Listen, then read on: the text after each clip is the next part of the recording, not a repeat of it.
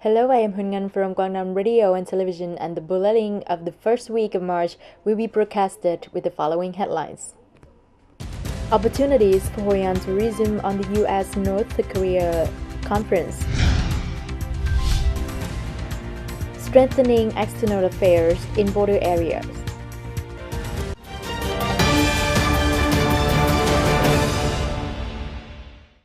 Labor export is an important solution to create jobs, increase income, reduce poverty, and improve the quality of human resources to serve the province's economy in the process of industrialization, modernization, and deep integration.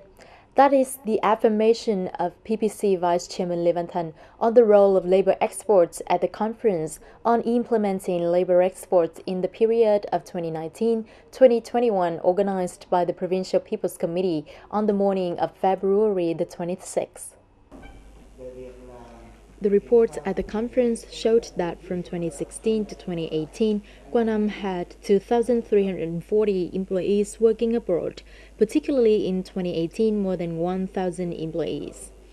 Localities with a high number of laborers participating in annual labor exports are Thang Binh, Quế Sơn, Tiên Phước, and Đại Lộc. Currently, the number of the province's workers working abroad is about 2,500, focusing mainly in Japan and Korea. It is estimated that each year the total income that workers send home is more than 5 billion dong. In general, the number of export labor has increased but still not commensurate with the potential of the province. For the period of 2019-2021, Quang strives to bring 4,500 to over 5,000 workers to work abroad under the contract, in which 2019 is 1,500 employees.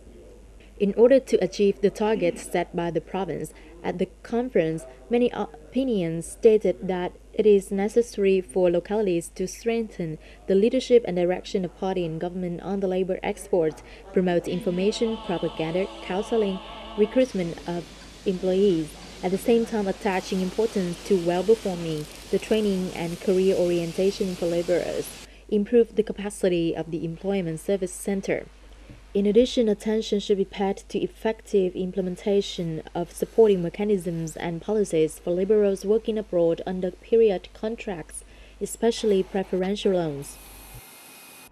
Recently, the price of acacia trees is not stable, so many forest owners and households have started to switch to growing large timber forests.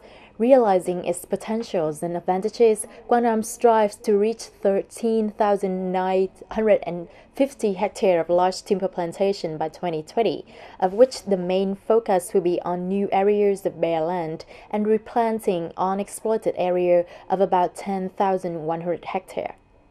In addition to achieve the goal of planting nearly 14,000 hectares of large timber forests by 2020, the whole province will carry out the conversion of small timber plantations to large timber plantations on about 3,830 hectares, in which it strives to have about 10,000 hectares certified for sustainable forest management. In order to ensure the quality of large timber plantations, the forestry sector requires organizations, households, and individuals registering for large timber plantations to have commitment on the caring, management, protection, and harvesting of planted forests. Specifically, the time for logging is after 10 years for native species and 8 to 10 years for fast-growing plants such as acacia species. In addition, large timber plantation households must commit to plant with the right density and ensure the rate of live trees from 85% or more. Quang Province now has more than 90,000 hectares of production forest, with products mainly hash materials and wood chip.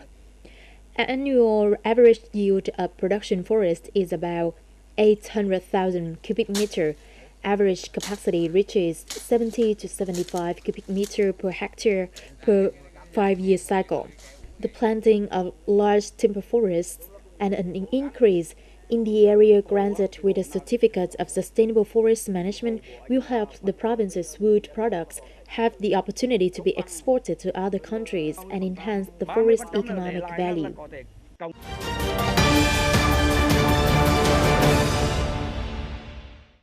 along with Miso and Hoi An Ancient Town, is one of the two World Cultural Heritages that can't be missed out on the list of destinations in Quang Nam and Vietnam by international tourists.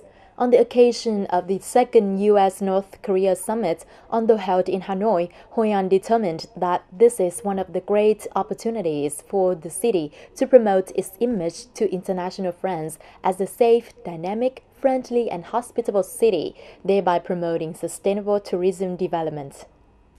As a major tourist brand of Quang Nam Province, Hoi An Ancient Town has always been a must-see destination for any tourist in their Vietnam travel itinerary. These days, Hoi An still welcomes thousands of visitors to enjoy the beauty of ancient houses, friendly and hospitable people, and attractive cuisine. Hoi An is so beautiful with friendly people and delicious food. I love this place. Many French people chose Hoi An to visit and experience its typical culture. If I visit a country, I try to read into it on the website, and I also have the tour guide, The Lonely Planet, and it's also highly recommended. Hoi An is highly recommended in the tour guide. Hoi An, how do you know that? I already arrived last week, and I like Hoi An already so much. I keep extending my staying here, so I extended it again. So I first came here to only stay for 4 nights, and I think I'm gonna stay here for 10 days. I love Hoi An. Quang Nam Tourism Association said that it is stepping up cooperation with tourism centers throughout the country to improve the quality and efficiency of tourism products and services. In particular, priority is given to supporting businesses and travel agencies inside and outside the province to strongly develop different types of sea and island tourism, eco-cultural tourism, and community-based tourism.